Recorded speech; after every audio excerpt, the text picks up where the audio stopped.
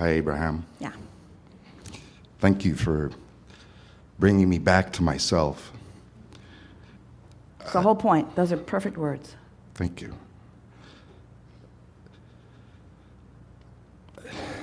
It's funny about today, of course. I've always been the person that gets that parking spot or gets the green light whenever necessary. And so I had a funny little... So you don't have much resistance relative to those things. Right. Yeah, right. It's good, isn't it? Yeah. The universe demonstrates to you your absence of resistance by the openness of the parking place. Yeah, the universe intrigues me. Yeah. It's a trip. It is. It is. So I have a deep question for you. And it begins with my dog. Why do I like the feel of my dog's cold, wet nose?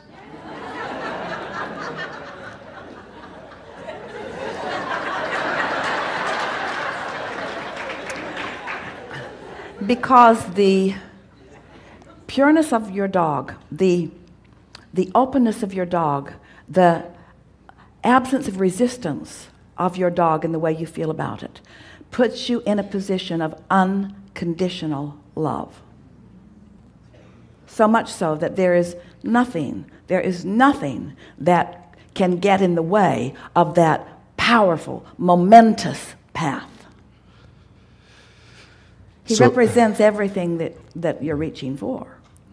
In other words, and that when that nose comes at you, what do you feel is the intent of it? In other words, it's right in your face with it, focused completely on you, undivided attention from source energy directed directly at you.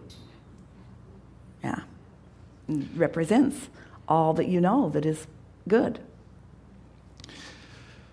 So, of course, not everything is perfect. It really is. You're right. It really is, but sometimes you're standing in a more resistant place and you can't see it that way. Right. Actually, thank you. That's actually a better way of thinking of that. So I've heard the vortex, and I've been in the vortex many times, and I've been out of the vortex many times. Yeah. And in general, my life is great. I live up in the hills. I have, a great family. And when I'm in the vortex, sometimes I get thrown out of it, or I throw myself out of it, I guess. So let's say that often I'm in the receptive mode, but sometimes, because I haven't practiced the momentum of it relative to a subject long enough, I can't maintain it, so I lose my reception, and when I do, it's like being thrown out, because being in the receptive mode of non-resistance feels so good, and anything else feels less good. So is it possible to be in the vortex and also partially out of it? Well, see, what you're doing here, you're helping us to have this conversation that we're wanting to have about only, let's say that someone else is looking at your life and they're saying, well, that person has no reason to ever complain about anything. He's got a dog with a cold, wet nose and lives in the hills and has this wonderful family and life, but nobody else has the relativity that you have of knowing what true alignment and true open path feels like in relationship to something that's closed off a little bit. So, yes, the vortex, when we speak of this vortex, which is constantly changing, we're talking about you all staying up to speed with the changes. So, the conversation that we had earlier today about, well, this feels better than this and this feels better than this, it's always going to be that way. You're never going to reach the place while you are here in this physical form where there is no contrast for you to make a choice about. But the better you get at selfishly, meaning hocus pocus focus, at selfishly making the choices for yourself that feel the best so that you get really good at catching them in the early subtle stages, then your alignment is such that you've worked the ripples out. And to anyone looking on, you'd look like you're always in the vortex. And to yourself, you would say, well, maybe being in the vortex or out of the vortex isn't exactly this distinction that I'm wanting to make now. Maybe it's more and more alignment and more and more alignment and more and more alignment. Right. In other words, because the vortex isn't a place, and it really isn't exactly a condition. It's a relationship with who you really are. It's your relationship to your path. And really, we want to say this is what you're reaching for. We thank you very much for bringing it right here, because this is the next step in all of this. Since the vortex is not a place, and since the expansion and evolution of who you are is eternally ongoing, then rather than talking about being in the vortex, let's just talk about being on the path. Let's just talk about being in the direction of the vortex. Let's just talk about moving in the direction of your expansion rather than in resistance to your expansion. Can you feel the refinement that we're giving this? So is there going to always be more? Yes. Or sometimes you're going to be a little resistance to the more? Yeah. Or sometimes you're going to be extra resistant to it? Yeah, because you've got some beliefs and habits and blind spots and so forth that sort of trip you up. But that's why we are so eager to have this conversation about the path of least resistance. Because let's say, you know how in your humandom, in your humanness, you have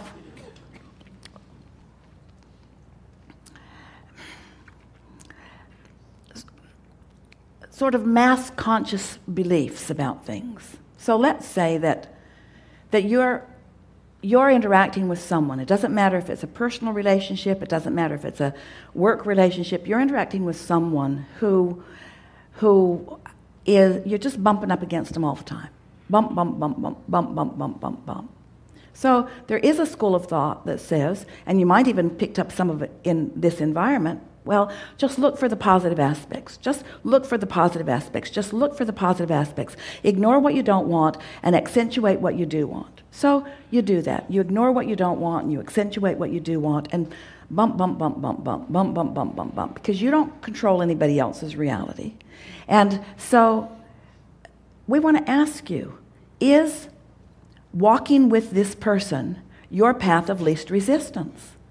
And sometimes people will say, well, isn't that what you're teaching us, Abraham? Aren't we supposed to get so good and get so lined up that our vibration just controls everything around us? And we say, no, that's not what we've been saying. What we've been saying is get lined up, figure out what your path is, and go down that path. We are never saying to you, it's your job to get everybody in the world to vibrate in alignment with what you want. That's not your work. Because the diversity of your planet says everybody's doing their own thing. So the path of least resistance sometimes means making a choice about something that somebody else might not like that just feels better to you. We're just wanting to help you sort of free yourselves to the understanding that you get to choose and that you get better and better at feeling whether your choices are the path of least resistance choice or a path of more resistance choice. So with family, I think I have a big effect on other members' reality, just because, well, 2 kids, I tell them to do something and they do it. Yeah, well, they'll be in our meeting later. No, I have no aspirations of that at all. No, they'll say, we gave up our guidance system a long time ago, and we just do what our dad says. But with work as well, and I travel all over the world with work, and so I do affect not direct people's reality, but I mean, we're interacting all day, and Yes. it happens, and then they go off and take what they've learned and Yes. apply it, and so there is an effect that I have on a lot of realities, I think. Always. Always. But the thing that we're talking about here, the thing that we really want you to feel, we want you all, somehow today, to find permission for yourself to, in overt ways and more subtle ways, to grant yourself the permission to follow the thought and eventually the inspiration to act that really feels good to you. That really feels good to you. So when you wanted to visit with us, what is on your mind? Well, besides we call it nose butter, by the way, the dog. One of my kids came up with that. Well, I just, when I found you a couple of years ago, so many things just resonated, and my own truths that I had denied for a long time. There, that's the piece that we're reaching for, because you were close enough in vibrational proximity. When you talk about finding resonance with who you were close enough in vibrational proximity that what you were hearing here felt like the path of least resistance. And because it wasn't a strong stretch for you, you adapted to the vibration of who you really are easily. And the evidence of that release of resistance was clear. And we want you to understand that it's going to continue to be just more of the same, just on bigger things and more subtle things. It's interesting because sometimes big goals activate within you bigger resistance. So you have blind spots where more subtle goals activate more subtle resistance, and it's easier to deal with it. You're all sort of feeling that, aren't you? In the beginning, when people find this work, first thing they feel is freedom from it, and then they start feeling responsibility from it.